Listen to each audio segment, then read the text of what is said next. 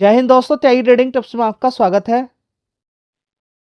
दोस्तों, इस वीडियो के अंदर हम बात करने वाले हैं टोटल दो शेयर के बारे में। यहाँ पर बात होने वाली है एक ऐसा शेयर जिसके अंदर लगातार गिरावट गिरावट गिरावट देखने को मिल रही है। 52 वीक लो के आसपास पहुंच चुका है। Q3 के रिजल्ट्स आ चुके हैं। आज भी शेयर के अंदर जबरदस्त गिरावट देखने को मिल रही है। पिछले 5 दिन की बात करें तो 8% की, 1 महीने की बात करें तो 10% की, 6 महीने की बात करें तो 39% की, और लगभग अगर हम बात करते हैं 1 साल की अगर बात करते हैं तो 62% शेयर गिर चुका है। यानी कि रिटेल निवेशक का दिमाग बिल्कुल काम नहीं कर रहा है। एक इस शेयर के बारे में बात करेंगे, Q3 के रिजल्ट्स के बारे में, और साथ ही हम यहाँ पर बात करने वाले हैं एक दूसरा शेयर जिसके अच्छे रिजल्ट आए हैं। पिछले जो क्वार्टरली रिजल्ट आए थे सितंबर क्वार्टर के, दिसंबर क्वार्टर के, बड़े ही शानदार रिजल्ट्स देखने को मिले हैं। ठीक है, उसके बारे में भी यहाँ पर चर्चा होने वाली है। तो सबसे पहले हम यहाँ पर तेजस नेटवर्क की बात कर लेते हैं। तो चार्ट आपने देख लिया, पूरे महीने में गिरावट है। 5 साल का चार्ट पैटर्न देखेंगे तो तेजी के कारण और गिरावट के कारण आपके सामने हैं कि जब किसी शेयर के अंदर इतनी ज़बरदस्त तेज़ी बन जाए, उसके बाद शेयर यहाँ पर पहुँच जाए, इतना पहुँच जाए कि आप देखेंगे 136 रुपये से भागते भागते कहाँ पर पहुँच गया, 1439 रुपये। तो सबका दिमाग काम करना बंद कर देता है। यहाँ पर आप देखेंगे कि 656 रुपये का शेयर था, जबरदस्त। ऐसा नहीं कि इस कंपनी का काम ठीक नहीं है, काम ठीक है, लेकिन काम ठीक के साथ तो देखिए ओला का भी काम ठीक है। ओला के अंदर लोग क्यों नहीं खरीद रहे हैं? उसके पीछे कारण ये है कि कंपनी प्रॉफिट नहीं दिखा पा रही है। प्रॉफिट कब दिखाएगी? जब अच्छी खासी सेल्स होंगी। और भी गिरावट के रीजन रहते हैं, जैसे कि सर्विस सेंटर उतने नहीं खुले हुए हैं जितने कि खुले होने चाहिए थे। उस तरीके से सर्विस नहीं मिल पा रही है ओला के अंदर। तो गिरावट का कारण आपको समझ में आ जाना चाहिए। ठीक है, अब देखिए, कंपनी के अंदर अच्छी सर्विस देना एक अलग बात होती है, सेल्स करना एक अलग बात होती है। तो ओला के अंदर इसी तरीके से लगातार सेल्स बढ़ती चली गई, लगातार बिक्री होती चली गई, लेकिन उतने सर्विस सेंटर नहीं खोल पाई। मार्केट धड़ाम हो गया और दूसरे कॉम्पिटिटर आ गए। ठीक है, ऐसे ही मार्केट के अंदर होता है, देखते देखते बहुत सारी कंपनियां चली जाती हैं। अब रही मार्केट में गिरने की बातें, तो देखिए, मार्केट आपका गुलाम बिल्कुल नहीं है। आप मार्केट के गुलाम हो सकते हैं, मार्केट आपका गुलाम नहीं है। आप कहेंगे कि थोड़ा थोड़ा गिर, नहीं, मार्केट के काम करने का अपना अलग ही तरीका है। अगर आप उसको कैप्चर कर लेंगे तो फिर क्या, फिर तो आप पैसा कमा के ले जाएंगे। 2 दिन के अंदर आपको मार्केट से एग्जिट कर देगा, आप मतलब कि पैर छूने के लिए तैयार हो जाएंगे। इतने परेशान आप हो जाएंगे मार्केट से कि 2 दिन के अंदर इतनी बड़ी गिरावट हो जाएगी कि आपके पोर्टफोलियो को देख कर आपका दिमाग काम करना बंद कर देगा। आप कहेंगे ना तो लॉन्ग टर्म में पैसा बन रहा है, ना शॉर्ट टर्म में पैसा बन रहा है, फिर पैसा बनेगा तो बनेगा कैसे? मैं आपसे एक बात बोलता हूँ कि ये घमंड बिल्कुल मत कीजिएगा कि शेयर गिरेगा नहीं। इस घमंड को साइड में रख देना, इस चीज को साइड में रख देना, और अच्छी खासी गिरावट देखो, आराम से खरीदो, थोड़ा थोड़ा करके खरीदो, और पर्टिकुलर किसी भी कंपनी के अंदर लिमिट में पैसा लगाओ। एक बार में कोई शेयर मत खरीदिए। पहले से ही मान लीजिए कि शेयर 10 से 15% गिर सकता है, इतना गिर सकता है, उतना गिर सकता है। पहले से उस चीज को मान के चलें तो बहुत अच्छी बात रहेगी, आपको दिक्कत नहीं होगी। 62% की गिरावट देखने को मिल रही है, दिमाग काम करना बंद कर देता है। जब 5-5 साल तक गिरावट होती रहती है, या पूरे पूरे साल में भी गिरावट देखने को मिलती है, और 62% की गिरावट 1 साल के अंदर दिमाग काम करना बिल्कुल बंद कर देगा किसी भी इंसान का। 1450 रुपये से सीधा 410 रुपये, जो कि आज का 52 वीक लो बना दिया है। रिजल्ट्स भी आ चुके हैं, रिजल्ट्स में कोई मज़ेदारी वाली बात देखने को यहाँ पर नहीं मिल रही है। मार्केट कैप एक बार देख लीजिए, 7,400 करोड़ का मार्केट कैप है। जो तेज़ी बनी थी इतनी शानदार, लोगों को अट्रैक्शन आया। तो मैं बार बार आपको यही बोल रहा हूँ कि मार्केट देख लीजिए, ये मार्केट होता है, इसी को मार्केट बोलते हैं, तेज़ी और उसके बाद गिरावट।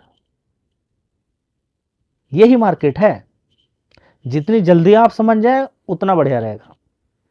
तेजी के पीछे हमेशा नहीं भागना है आपको। अगर हाथ से निकल गया है तो गिरावट हो जाने दे। देख ले, मैं आपसे बोलता हूं कि 5 साल पहले 2020 और 21 में शेयर का भाव कितना था, उसके बाद भी आप ट्रैप हो सकते हैं, क्योंकि कंपनी बोनस स्प्लिट दे सकती है। अच्छे से देख लें कि शेयर के अंदर जबरदस्त तेजी बनी थी, बोनस दे दिया, स्प्लिट दे दिया, और चार्ट पे आपको दिखाई नहीं दे रहा है, फिर आप कंफ्यूज हो जाएंगे। सारी चीज़ें देख लीजिए, टाइम नहीं है तो सीख लीजिए, अच्छे से सीखिए। यहाँ पर किसी तरह का कोई पैसा नहीं लिया जाता, फ्री में मैं आपको सारी चीज़ें सिखाता हूँ। ये बार बार सीखिए इन सारी चीज़ों को, नहीं तो झटके ऐसे लगेंगे कि बड़ी बड़ी गिरावटें हो जाएंगी, पैसा मोटा किसी एक कंपनी में लगा दोगे, किसी इधर उधर से सुन के। देखिए, किसी भी एक कंपनी में सारा पैसा नहीं लगाना है। अगर नहीं कंट्रोल हो रहा तो मार्केट से एग्जिट कर लीजिए, डिमेट अकाउंट बंद, कुछ और काम कीजिए। दोस्तों, एक साल पहले 2642 करोड़ का सेल्स रेवेन्यू था, उसके बाद 1900 करोड़ का, बहुत अच्छी बात थी। शेयर ने उस समय अच्छी खासी तेजी भी दिखाई, सेल्स बढ़िया थी, बढ़िया शानदार सब कुछ देखने को मिल रहा था यहाँ पर। 1300, 1500, 2800, 2600 करोड़। और आज की डेट में देखिए प्रॉफिट यहाँ पर रेवेन्यू कितना देखने को मिल रहा है। तेजिस नेटवर्क का 202 करोड़, 262 करोड़, 307 करोड़। समझ बात आ गई है। अब उसके बाद देखते हैं यहाँ पर 307 करोड़ और खर्चा कितना दिखा दिया कंपनी ने, 441 करोड़ का। ऑपरेटिंग प्रॉफिट 134 करोड़ नुकसान। ओवरऑल मिला के हम यहाँ पे देखते हैं नेट प्रॉफिट 197 करोड़ का नुकसान। पहले 307 करोड़ का, उससे पहले 194 करोड़ का, उससे पहले 72 करोड़ का नुकसान। पहले प्रॉफिट था, कंपनी को देखिए कैसे ट्रैप किया लोगों को कि बड़ा नुकसान नुकसान आता था कंपनी को। अचानक कंपनी प्रॉफिट के अंदर आ गई, बहुत अच्छी बात है, प्रॉफिट लगातार बढ़ता जा रहा है, थोड़ा सा गिरा कोई बात नहीं।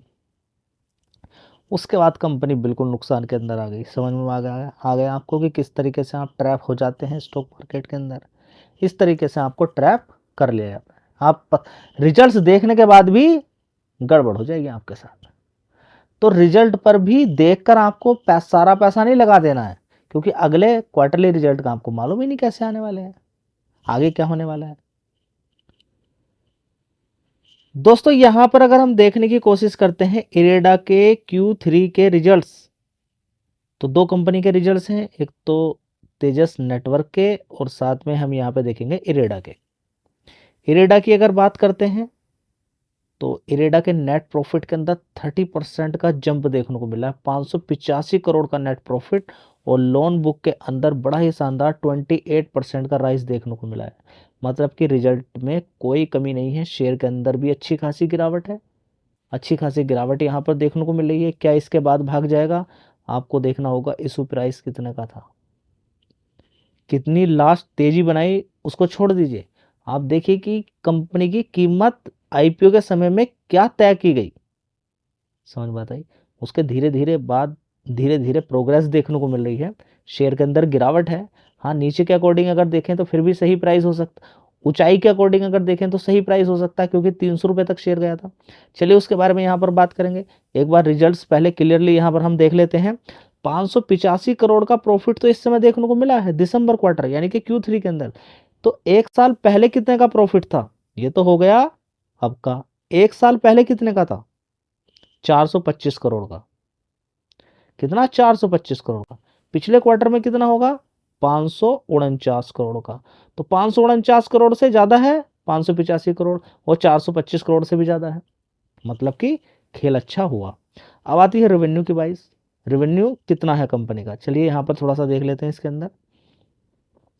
ठीक है, तो रेवेन्यू यहाँ पर कंपनी का देखेंगे एक साल पहले कितने का था। यहाँ पर आप देखिए, चलिए आपको दिखाता हूँ। एक साल पहले 1699 करोड़ का, अभी कितना है? 2140 करोड़ का। क्वार्टरली भी देख लीजिए कितना है, 2017 करोड़ का। ठीक है, तो क्वार्टरली बेसिस पे भी और ईयर ऑन ईयर बेसिस दोनों में अच्छा खासा जंप यहाँ पर देखने को मिला है। अब कोई भी एक फाइनेंशियल कंपनी है, उसके अंदर एक खास बात रहती है कि वो एनपीए मार्केट में जो पैसा दे रही है। अब इरेडा की खास बात क्या है कि जितनी भी रिन्यूएबल एनर्जी वाली कंपनियां हैं उनको फाइनेंस देती है।